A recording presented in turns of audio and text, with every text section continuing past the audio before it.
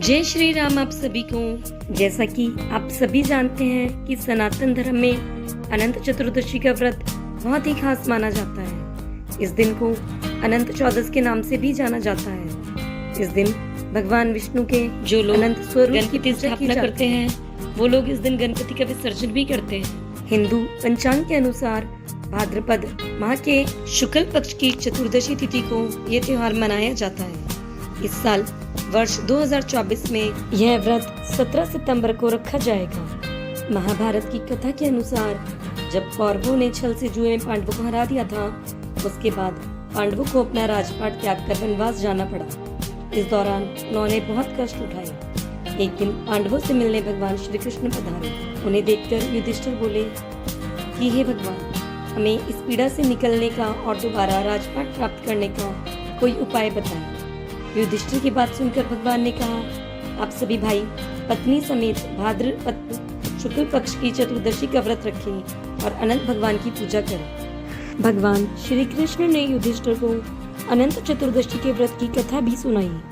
युधिष्ठिर ने भगवान के कहे अनुसार व्रत करा, जिसकी कृपा से उन्होंने महाभारत का युद्ध जीता एवं अपना खोया हुआ राजपाट पाकर चिरकाल तक राज किया। जैसा कि आप सभी जानते हैं कि कोई भी व्रत बिना कथा के पूर्ण नहीं होता है, तो आइए सुनते हैं अनंत चतुर्दशी की व्रत कथा। प्राचीन काल में सुमंत नाम का एक नेक तपस्वी ब्राह्मण था।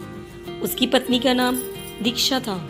उसकी एक परम सुंदरी धर्मपरायण तथा ज्योतिर्मय कन्या थी, जिसका नाम सुशीला था। सुशीला जब बड़ी हुई तो उसकी माता दीक्षा की मृत्यु हो गई। पत्नी के मरने के बाद सुमंत ने कर्कशा नामक स्त्री से दूसरा विवाह कर लिया।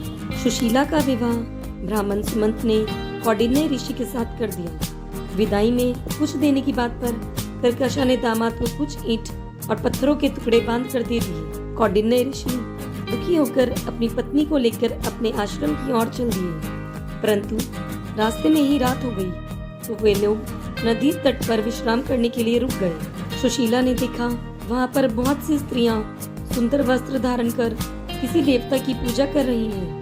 सुशीला के पूछने पर उन्होंने विधि पूर्वक उसे अनंत चतुर्दशी के व्रत की महत्वता बताई। सुशीला ने वहीं उस व्रत का अनुष्ठान किया और 14 घाटों वाला डोरा अपने हाथ में बांधकर वापस आ गई। इसके बाद ऋषि उसे लेकर अपने घर आ गए। ऋषि कौंडिन्य ने जब सुशीला से डोरे के बारे में पूछा तो उसने सारी बात बता दी। उन्होंने डोरे को तोड़कर अग्नि में डाल दिया, जिससे कि भगवान अनंत जी का अपमान हुआ। परिणाम स्वरूप धीरे धीरे ऋषि कौंडिन्य की सारी संपत्ति नष्ट हो गई और वह दुखी रहने लगी। समय के साथ ऋषि कौंडिन्य और दरिद्र होते चले गए। एक दिन उन्होंने अपनी पत्नी से इस दरिद्रता का कारण पूछा। तब वह बोली कि शायद ऐसा भगवान अनंत का डोरा जलाने से हो रहा है। ऋषि कौंडिन्य पश्चाताप करने के लिए वन में चले गए। वे वन में कई दिनों तक भटकते रहे और एक दिन भूमि पर गिर पड़े। तब भगवान अनंत ने प्रकट होकर कहा, हे कौंडिन्य, तुमने मेरा तिरस्कार किया, उसी से तुम्हें इतना कष्ट भोगना पड़ा। तुम दुखी हुए, पर अब तुमने पश्चाताप कर लिया है तो मैं तुमसे प्रसन्न हूँ। अब तुम घर जाकर विधि पूर्वक अनंत व्रत करो। 14 वर्ष तक यह व्रत करने से तुम्हारे दुख दूर हो जाएंगे और तुम धन धान्य से संपन्न हो जाओ। ऋषि कौंडिन्य ने वैसा ही किया और उनके सारे दुख दूर हो गए। जैसे भगवान अनंत ने ऋषि कौंडिन्य के दुख दूर करे, ऐसे ही सबके दुख दूर करें। जय हो अनंत भगवान की, जय हो हरि विष्णु की।